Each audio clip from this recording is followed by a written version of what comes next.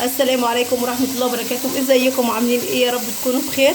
النهارده بقى رجعت لكم فيديو جميل جدا. كل طبعا فيديوهاتنا اكيد بتعجبكم ماشي. فالنهارده برده هنعمل معاكم فيديو احنا عملنا زيه كتير على فكره، بس انتوا عارفين ان انا كل حاجه بحب اعملها في البيت عندي بحب اصورها وانزلها معاكم تمام.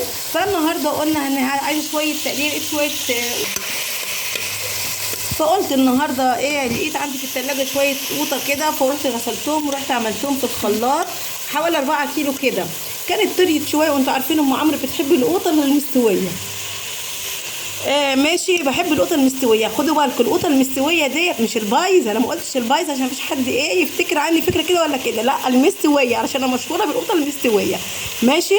فقلت اعملوا ايه بقى، صلصه، علشان ايه القوطه المستويه دي بتبقى حمرا كده وتبقى لها طعم احسن من القوطه الخضراء. على فكره اللي بيشتري قوطه مستويه زي ام عمرو يرفع ايده ويكتب لي في الكومنتات، وهيعرف بجد ان كلام ام عمرو في القوطه المستويه دي كلامها حقيقي.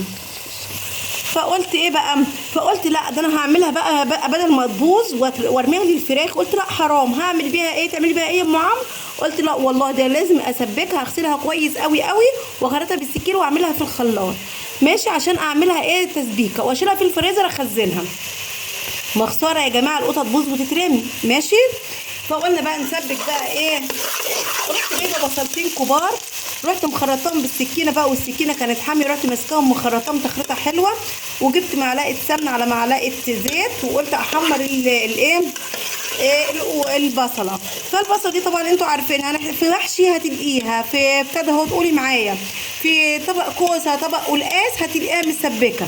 انت طبعا عايزه تحطيها في برطمان على بعضها ماشي، عايزه تحطي كل مثلا قد نص كيلو خضار مثلا كده تعمليها، تشيلي مثلا في. بصوا بقى رجعت لكم تاني اهو. لازم تحمر يا جماعه، لازم تبقى التقليه اللي هتعملوها ديت طبيخ او للمحشي لازم تبقى حمرا ماشي. هي لسه دلوقتي ماشي.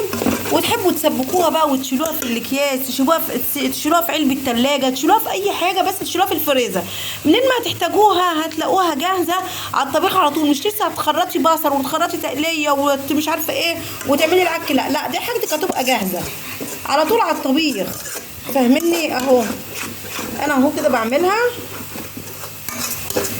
بعملها كده اهوت وقربت ايه، قربت تتحمر معانا اهو زي ما انتم شايفين، بس ايه ارتفاع على طول عشان ما تتحرقش ماشي. وخدوا بالكم مثلا انتوا مثلا بتحمروا، عايزين مثلا 2 كيلو قوطه، بتشوفوا مقدار البصل عايزينها بصل قد ايه، بتخرطوا بصل قد ايه، يعني على حسب ما انت بتحبي كميه البصل في الطبيخ ماشي. بس انا عامه ما بحبش كتر البصل في الطبيخ. اهو احنا قربنا كده نحمرها اهو زي ما انتم شايفين اهو يا حبايبي، قربت تحمر معانا اهو. زي ما قلت لكم لازم ما تبقاش صفرا، لازم تبقى حمراء علشان تدي طعم البصله لما تبقى حمراء تدي للطبيخ طعم ماشي. واللي يشوف كده يقول طبيخ، يقول انا بموت بعشق حاجه اسمها طبيخ، بموت في الطبيخ للاسف ماشي. احنا اهو دي احمرت اهي معانا، ما اتحرقتش، خدوا بالكم دي احمرت اهي. بتروحوا ماسكين بقى حله الصلصه دي التقليه، بصوا اهي كده اهو، شايفين بقى اهو كده، دي هتتسبك معانا اول ما تتسبك هرجع لكم تاني باذن الله، وهنعرف طريقه التخزين ازاي.